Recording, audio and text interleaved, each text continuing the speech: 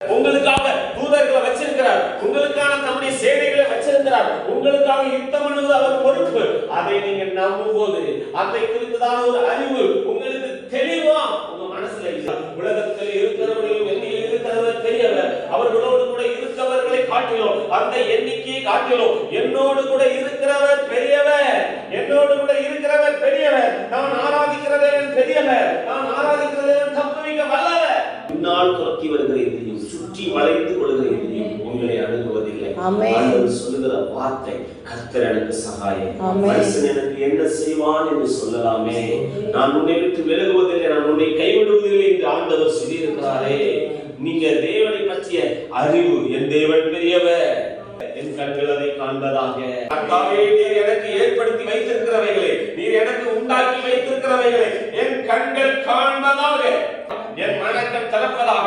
கர்த்தர் இப்பொழுது உங்களை தைரியத்தால் நடத்துவாராக. பிரச்சனைகளை எதிர்கொள்கிற, போராட்டங்களை எதிர்கொள்கிற ஒரு தைரியத்தால் உங்களை நிரப்புவாராக. சிங்கத்தை போல தைரியமாய், ஒன்றுக்கும் பின்னடையாத தைரியமாய் உங்களுக்கு அவர் தருவாராக. உங்களுக்கு அந்த தைரியத்தை இப்போது தருவாராக. தேவன் நமக்கு பயமுள்ள ஆவியை கொடுக்கல, ஓ சிகரே தெளிந்த புத்தி உள்ள அன்புள்ள ஆவியை கொடுத்திருக்கிறார், தைரியமுள்ள ஆவியை கொடுத்திருக்கிறார். ஓ சிகரே, நான் பயப்படேன், நான் பயப்படேன், நான் பயப்படேன். உலக மனுஷன் தன்னை பார்த்தே சொல்லிக்கிறான், ஆலிஸ்வல் ஆலிஸ்வல் ஆலிஸ்வல் சொல்லி தன்னை பார்த்து சொல்றான். அவன் தன்னை நம்புறான், அவன் தன்னை நம்புறான். ஆனா நாம் நம்மை உண்டாக்கின நம் தேவனை நம்புகிறோம், நம் தேவனை நம்புகிறோம். அவருடைய தீர்மானத்தின்படி அழைக்கப்பட்டவர்களாய் அவரிடத்தில் அன்பு கூறுகிறவர்களுக்கு சகலமும் நன்மைக்கு ஏதுவாகவே நடக்கிறது என்று வேதம் சொல்கிறது.